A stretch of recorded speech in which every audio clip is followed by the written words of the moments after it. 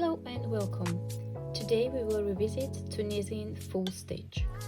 If this is your first time, thank you very much for stopping by. My name is Mirka and I make stitch and pattern, crochet and Tunisian crochet tutorials. So if this is of your interest, please consider subscribing and hit the like button. If you are a returning crocheter, welcome back. So without further ado, let's dive in.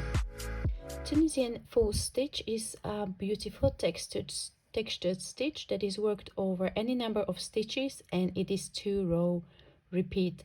The stitch curls, or the fabric that you create by using this stitch, curls quite a bit. So as you can see, my swatch that I created a few days ago is on the blocking mat.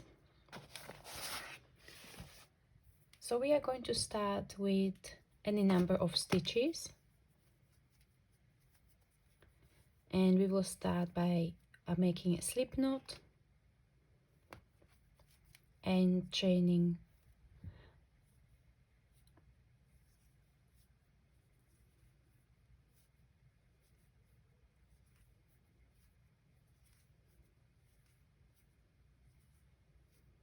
once you've got the desired number of chains, that you then turn the chains to the back and you are working into the back bumps of your chain stitches like so. So you insert the hook from front to back under the back bump of your chain stitches, yarn over and pull up a loop, and we will continue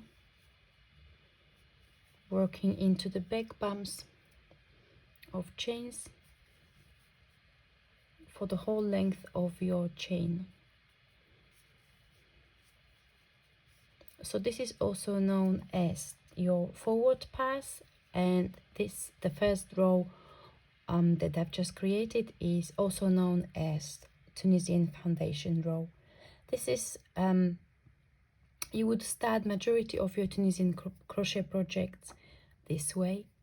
And now we will continue with the return pass.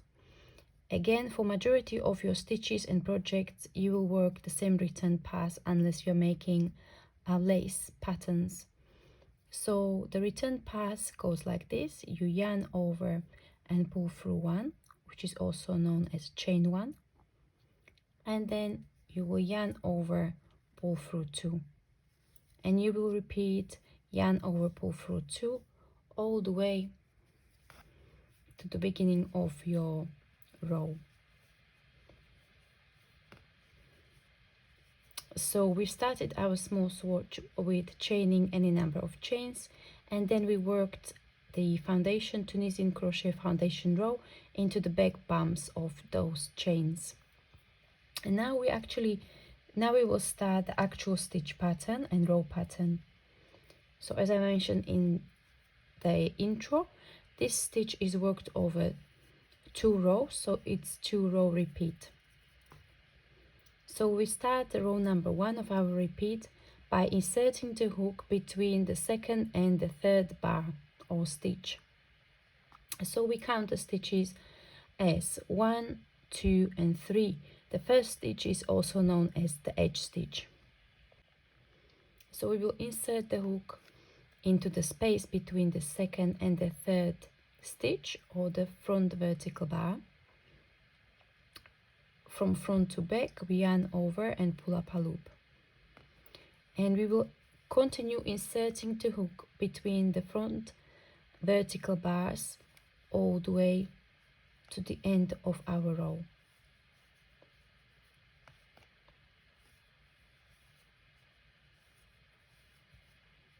So we've got now the last space between the last 2 stitches, and we will end this row by working another edge stitch, or also known as the end stitch, and this is worked under the both bars of yarn of the last stitch. So when you turn the stitch, you will see that there is a bar or strand of yarn on your right and one on the left. So you need to insert the hook under both of these yarn over and pull up a loop. And now we continue with the standard return pass of chain 1, yarn over, pull through 2, yarn over, pull through 2, all the way to the beginning of our row. Now we will work a row number 3, and this will be the second row of our repeat.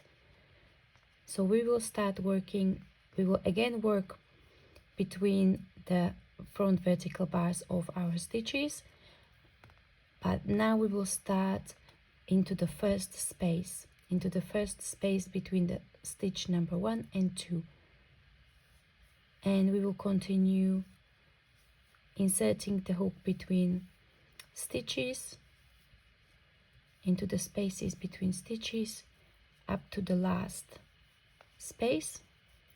We will skip the last space and work the end stitch.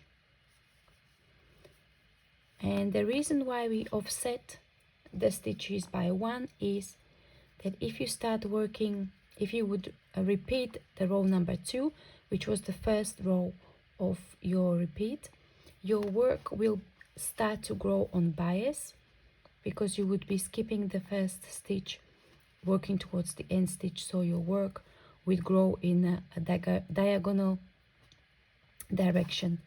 So you might want to use that to your advantage, for example for shaping. But if you are working projects with straight edges like blankets or cushion covers or dish cloths, washcloths, you will want to keep your edges straight. So for your second row of your repeat, you would need to offset the stitches by 1. And again, we will work standard return pass.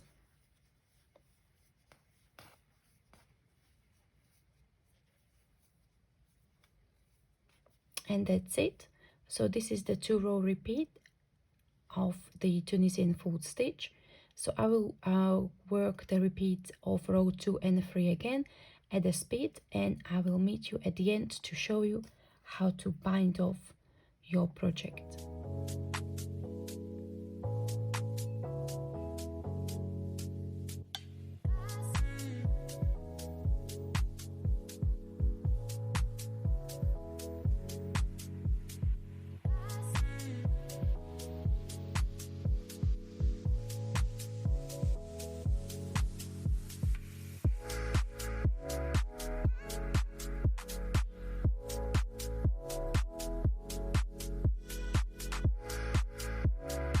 And now for the bind off, we will work for this small swatch.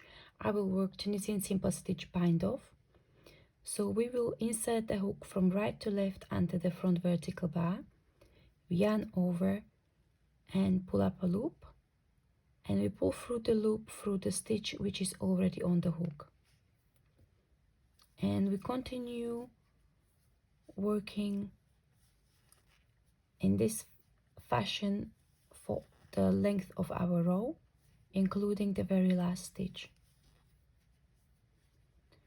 This will create nice and neat top edge which matches the bottom edge, just creating using chains. Then you cut your yarn, pull through the last stitch, and you have your project bound off. Thank you very much for watching. I hope you found this tutorial useful. Let me know in the comments below if you've used this stitch before and what did you use it for. And I'll see you in the next tutorial. Bye bye.